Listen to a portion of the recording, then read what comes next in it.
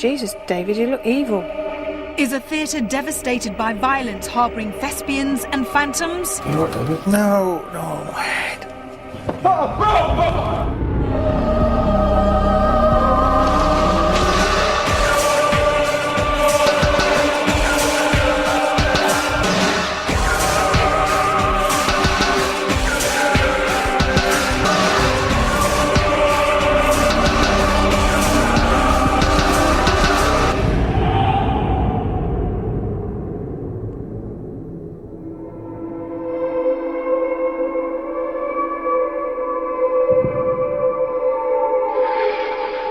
Hello, I'm Yvette Fielding, and this week I brought Most Haunted to the city centre of Manchester and to the Royal Exchange Theatre.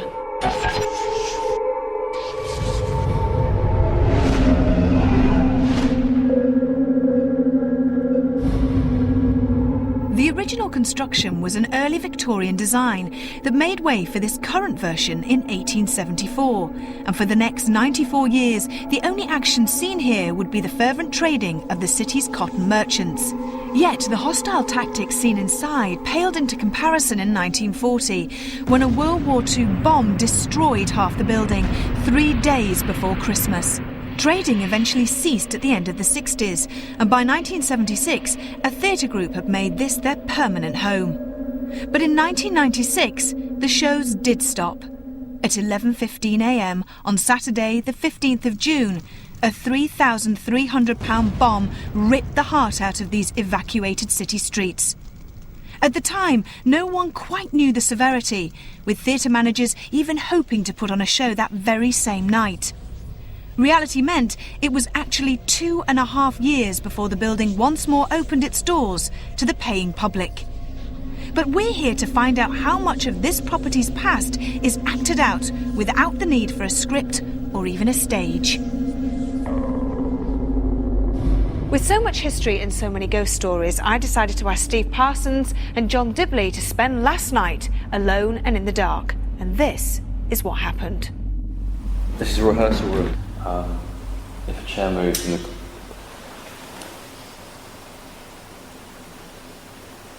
Right, that's a bit weird. It's directly above us. Please, if you can hear us, if you're aware of us, can you give us some indication that you're here? What is that?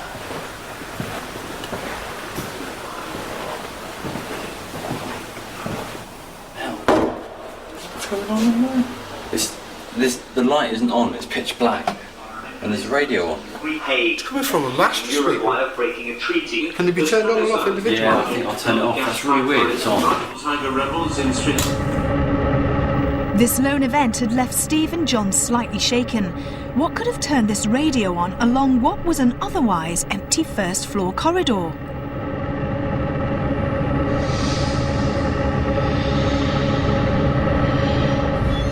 Just about every part of the Royal Exchange Theatre has some sort of paranormal activity connected to it. Ghostly footsteps are often heard, and many people sense that they're being followed by unseen phantoms. The ghosts that like to show themselves do so with amazing regularity. In fact, this place is so haunted that people are reporting things here on a daily basis.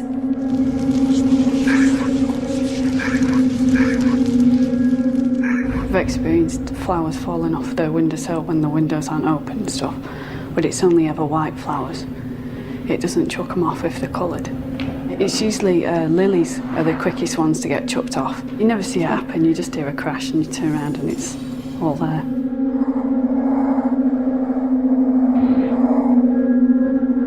When I was wandering around the building with members of the staff, the first thing I asked is, has there been death and destruction on the site, murders or anything like that? I said, oh no, nothing like murders that we know of, but definitely 2 suicides.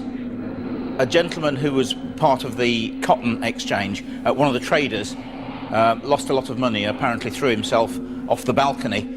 And also on the site, there are various shops, and apparently in the Victorian times, a young girl also killed herself.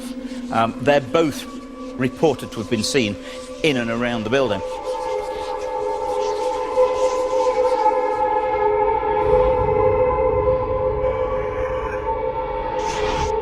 have been numerous ghost sightings here in the wigs and makeup room. An old lady wearing a purple dress is said to roam here, and ladies wearing Victorian clothing have been seen patiently waiting for something. When lilies are placed in this room, they are thrown around violently by a malevolent poltergeist. Many people who work here feel cold, icy fingers on their faces, followed by the sensation that something or someone is following them. The really frightening thing is that they tell me that this figure that is often sensed, sometimes seen, in the wig room, has been known to follow people home. That's the bit I don't like. That's the bit that frightens me more than anything.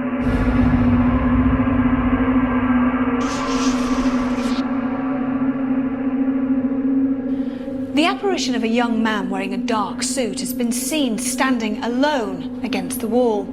Also, the ghost of a woman described as a glamorous blonde is said to sit behind this counter. A mischievous poltergeist not only likes to throw things here, but also likes to arrange objects in elaborate circles. Disembodied faces appear from nowhere, and a loud banging noise is often heard when there's no one in this area. This is the Green Room, and it's certainly a place I can't wait to investigate later on tonight.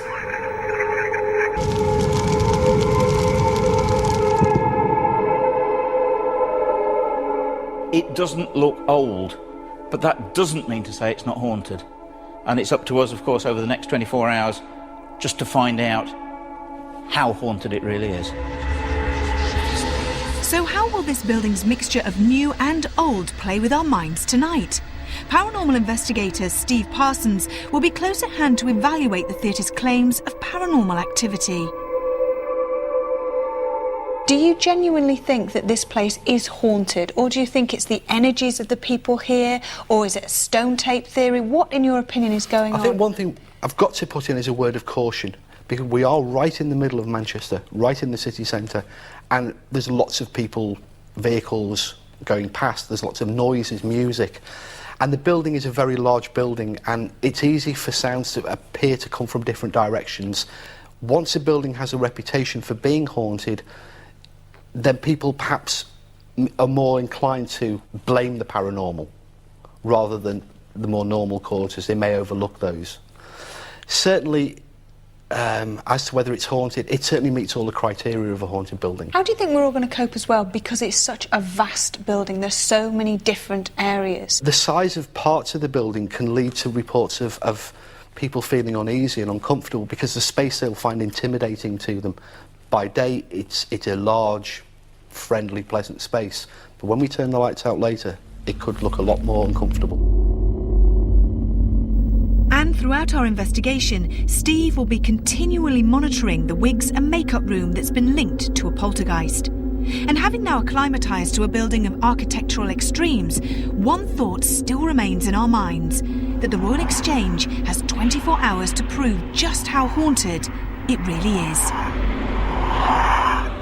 I have one character, he's saying, I'm thinner now. That's a message either for someone who's going to see this show or someone in the crew. I actually feel really drunk. Your face is now changing to me as a medium.